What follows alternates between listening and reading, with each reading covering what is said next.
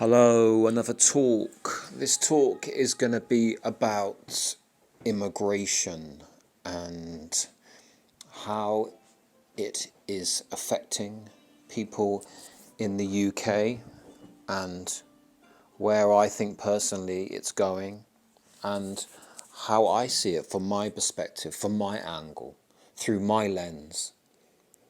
The way I see it without being propagandized too much by the media, being influenced by the media. I'm just trying to give my opinion on something which I think is valid. Me personally, I think the problem is with the liberal left, the progressive liberal left, or whatever you want to call it, is they have become very naive. Because the liberal left, if you wanted to put them in a stereotype, if you wanted to make an assumption about the liberal left, they will generally be middle class. And middle class people have a lot of qualities, a lot of good qualities, there's no doubt. But the problem with a lot of middle class people is they can be very naive and credulous when it comes to danger, things which are potentially toxic and perilous to them. And that has always been a case. I've always noticed it when I've had dialogue with liberals, middle class liberals. They always seem just a little bit naive. They're not quite aware of the more nefarious parts of the world, of the human psyche. It's like they just don't quite get it. And I think it's because they've had sheltered existences. I think that's one reason for it. Because they've lived in a very gated community, grown up with a whole sort of plethora of goodness given to them, which includes finances, security, love, and they have good education. You know the score with these people. So they're not aware so much of the darker elements of the world, like living on a council estate and nearly getting robbed at knife point, like gang culture. A lot of the guys, for example, that I've met, they've never even had a street fight. They've never had a fight at school. They're just not very savvy when it comes to the more pernicious and dark side of the human condition. They're aware of it in some ways. They see it on the news, they hear about it, but they're never really involved in it. And I think that's one part of the reason why they see other cultures as benevolent and virtuous and not problematic. I think, like, when I meet a lot of liberals, when I've met a lot of liberals in the past, it's almost like their default setting is to be very trusting of all other cultures outside of their own. So if there's an ethnic minority, they immediately they trust those types of people. They see them as good. They don't see them as a threat. It's their default setting. The default setting is to be accepting. They don't see that another culture could actually inflict pain and suffering upon them, could be dangerous to them, could be possibly nefarious, could be dogmatic, oppressive, could be violent. It's like that just goes straight over their heads. And I think that's what's happening now with the liberal left. A lot of them, it's their default setting just to accept other cultures, especially cultures which are coming over and migrating to England. They're like, there is no problem here. These people they're good souls. They're going to assimilate into our culture. They're not going to get into gang culture. They're not going to be violent. They're not going to have any potential for criminality. It's almost like they are so apathetic to it. And I find that very, very strange and very infuriating. And I also think the other part of it is they are also virtue signalling. So it's all about keeping up appearances with liberal people. They want to keep, they want to show an identity of openness, open borders, open to other cultures, open to everything. It's part of their identity. So you merge that in with it. So you have the liberal package. You have the liberal man and woman who are open to other cultures. They've travelled a lot. They're just so accepting. I call it the Little Red Riding Hood effect. Is where Little Red Riding Hood is going through the woods, meets a big bad wolf, but is immediately so trusting of the wolf, which is actually a grandma, isn't it? Who's in disguise. It's all a masquerade. It's a veil of deception. But the naivety of Little Red Riding Hood is immediately exposed and taken advantage of. And that is what is happening, in my opinion, with the liberal left. They are like pawns in the game. So I think they have been swindled and hoodwinked into it. They just think all these single young men, by the way, single young men, unchecked, who are coming over on boats, who are coming in illegally, they just think all these single young men are going to be great for our culture, great for our society. But I don't think that's the case. They are single young men coming in. What, you think they're going to come in and just start assimilating into culture? You think they're going to start looking for jobs and integrating? It's not going to happen. It's all a chimera. It's a complete utopia, which is dreamt up by liberals in their rainbow sunshine and rainbow mindset. That's what it is. The reality is far darker. The reality is far more insidious. The reality is a lot of these young men which are coming into the country are joining gangs. There is a gang culture building in London, and there's one of the biggest gangs. I'm not going to say the name because I don't want to put it out there, because one of them might even come fucking looking for me. That's how much I am wary of this. But a lot of these gangs in London are made up of imported men who have come from other cultures, other societies. They have migrated over to England and they have joined gangs. This gang culture is being disseminated right across the UK, in Manchester, Birmingham, and a lot of it is affiliated with immigration. But the liberals see everything through rose-tinted glasses. Like I said, it's a fucking utopia to them, because they've lived sheltered existences. They've done too many trips to Goa. They've done they've been to India and they've done their thing on the gap year like the students do. And it's a real problem. It's a real problem with liberals. It's all sunshine and rainbows of these people. That's the problem.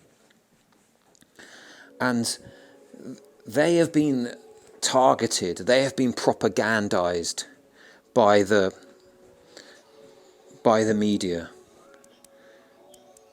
They have been targeted, definitely, because they are the people who will facilitate this. They are the people who will enable it. They're not questioning it. That's the problem. Someone like me, I question everything. You've got to be a critical thinker. You have to analyse, and you have to be judicious. You've got to be discerning. You've got to see things for what they are, and the potential for things to potentially take a wrong turn. That's how I see the immigration. situation in the UK. I don't see it as this assimilation into our culture. I see it becoming fractious, and I see it becoming hostile, and it already is. Crime is going up. More gangs are forming. Violence is going up. Violence against women is going up. And people just feel more unsafe. Knife crime is just fucking crazy. The interesting thing about it is middle class women as well. Because the middle class liberal women, they are just so naive. Just so naive when it comes to the potential of violence against them from young single men coming into the country. Because the men who come from a lot of these cultures are often barbaric and are used to objectifying women, and there's a certain amount of sexual predation in a lot of these cultures, and it's being imported into our culture, and women just don't realise that. So women are sort of promoting and enabling the very thing that will be a danger to them, the very thing that will be oppressive to them. Now, these women are generally like feminists as well. They're generally into women being emancipated, having equal rights and flourishing and thriving and having a great life.